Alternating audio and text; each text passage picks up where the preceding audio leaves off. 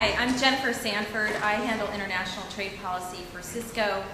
We're a company that's headquartered in San Jose, California, and we were started in the early 1980s by a husband and wife team that worked in different departments at Stanford University. And they found that they could not send each other emails because their computer networks were on different networking protocols. And so they spent time at night in their living room developing what was to become the first multi-protocol router. And that is basically a computer that sits in the middle of communications networks that allows these networks to speak to one another. So when we talk about the internet, what we're talking about is internetworking, and Cisco sits right in the middle of that. Now we have 72,000 employees. Our revenues were $40 billion in fiscal year 2010, which ended for us in August of last year. And we spend about $5 billion, just over $5 billion in R&D every year. 2/3 of that is spent right here in the United States on our engineers who are spending their time getting paid by the company to think of the next latest and greatest thing, so that all of us can use our iPads and our cell phones and our computers and be able to speak over wired and wireless communications all over the United States and frankly all over the world. So we've been a successful company not just in the United States, but throughout the world. We have 165, we're in 165 countries. We have about 500 offices throughout the world to service some of our fastest growing markets, which are not here in the United States. Where companies look for growth in the market tends not to be in the mature markets, where we still make a lot of our money. The US is still the largest market in the world for Cisco and for many companies. But in terms of where the market growth is, in our fiscal, just our last quarter that ended in January, we saw year-over-year growth of 27% in emerging markets. In Asia, our growth was 8%. And both of those areas outstripped the growth that we saw here in the United States at 7%, in Europe at just 2% growth. So,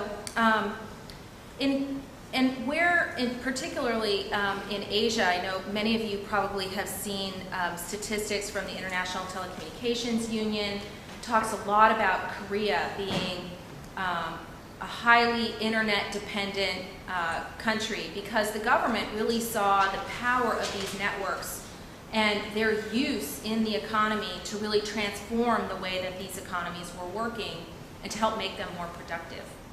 So in Korea, we have 81% internet penetration there.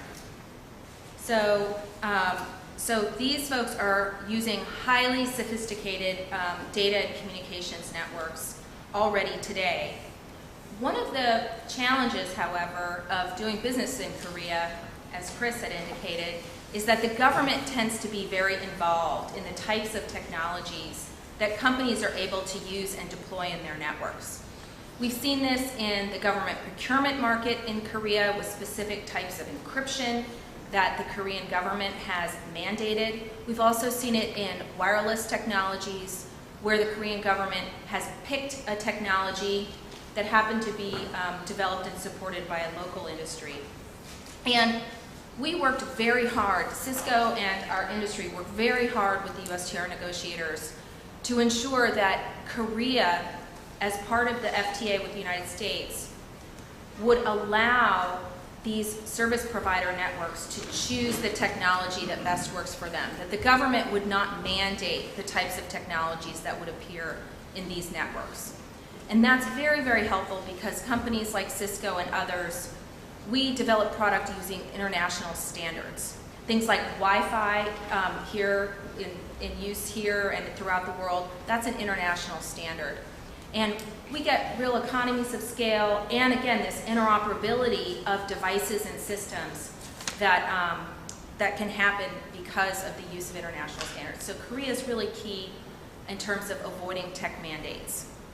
Colombia and Panama, it turns out that we actually face tariffs in selling our products into Colombia and Panama.